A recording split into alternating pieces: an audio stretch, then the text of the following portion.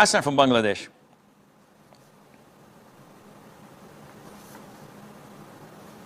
Assalamu alaikum, Sheikh. Samtullah. Can I ask a big question I have? No, make it small, please.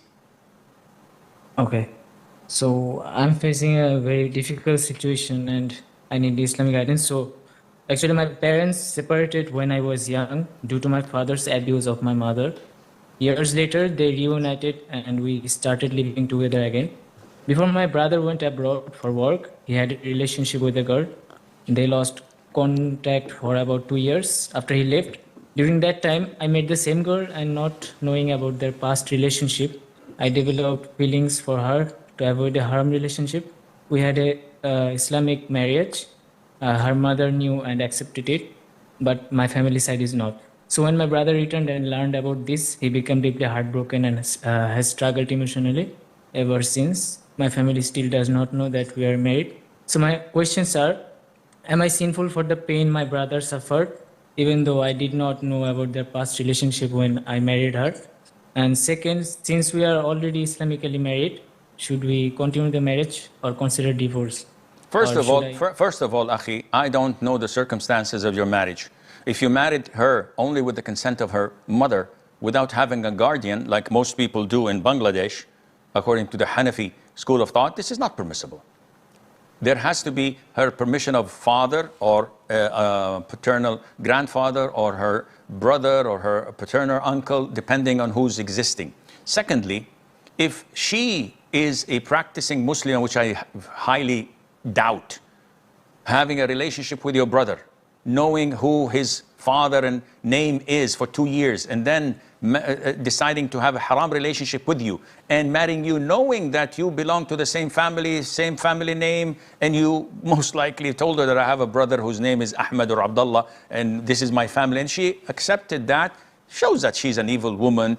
But if you are someone who doesn't have any jealousy, who doesn't have any Islamic practice, and would collect anything that comes, as if this is the last woman on earth that you and your brother are fighting over. Your brother is heartbroken because of his sins. So it's on him to be heartbroken. I can't give you an answer before knowing the circumstances, but I think you get the point where I'm aiming at. Nazim from France. Assalamu alaikum, Sheikh. Alaykum assalam wa rahmatullahi wa barakatuh.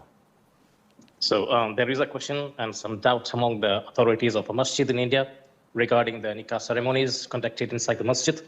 After the nikah, relatives, friends, and members of the public usually congratulate the groom by doing musafaha and mu'annaqa with him, and photographs are taken during those moments as a way of preserving the memory of this special occasion. So since nikah is a major event that generally occurs only once in a person's lifetime, people naturally wish to capture those moments. So it is important to mention that there is no free mixing between men and women, no music, no shouting, and no inappropriate celebration. Everything takes place in a calm, respectful, and dignified manner suitable for the sanctity of the masjid. So the question is, in this situation, does taking photographs inside the masjid after the nikah, including pictures of people congratulating the groom through musafaha and mu'annaqa, as well as picture with the groom, go against the dignity and the sanctity of the masjid, or is it permissible as long as it remains respectful and within Islamic boundaries? Jazakallah khairan. Wajazakum. First of all, for those who do not understand musafaha and mu'anaqa, musafaha is to shake hands, mu'anaqa is to embrace one another. So after the nikah ceremony, the marriage ceremony has been conducted in the masjid, they may go and congratulate the groom, the father of the bride, and wish them well by saying the dua, Allahumma barik lahuma wa barik alayhima wajma' baynahuma fi khayr. And while doing this, some may snap and take photos of the event. Personally, I believe that this is totally fine, because this is not disrespecting the masjid, and it is not something that is agreed upon to be haram. Snapping photographs of men or children is permissible. Taking photos of women is totally prohibited. Keeping photographs of deceased is totally prohibited. Now, one may say or argue that it is disrespecting the masjid, we should not do this, we should not conduct nikah in the masjid to begin with, and this is all bogus. Wasn't it authenticated that the Prophet ﷺ approved of the Abyssinians playing with their spears and fighting in the masjid and practicing? What is, in your logic, more disrespectful? This, where there is the sound of cracking and hitting spears and shouts, or conducting a respectful nikah and no shouting, no music, no dancing, nothing of that sort? It's logical that doing such a thing is far less, according to other people's logic, to be lacking respect. So there's no problem in all of that, inshallah. Maryam from Italy. Salaam alaikum, Sheikh. Alaykum salam wa rahmatullah. Sheikh, last time I called on Sunday, I explained to you about a pregnancy that I aborted unintentionally.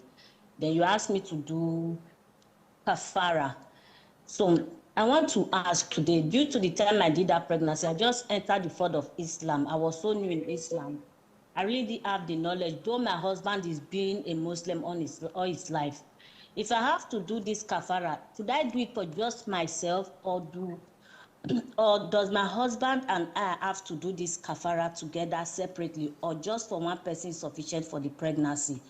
How old was the pregnancy? 22 weeks.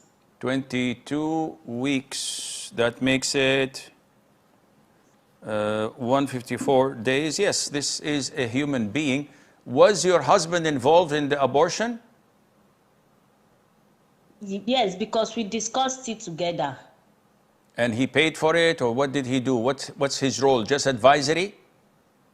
No, we didn't have to pay for the pregnancy because it was free to terminate the pregnancy. It was free. It was on.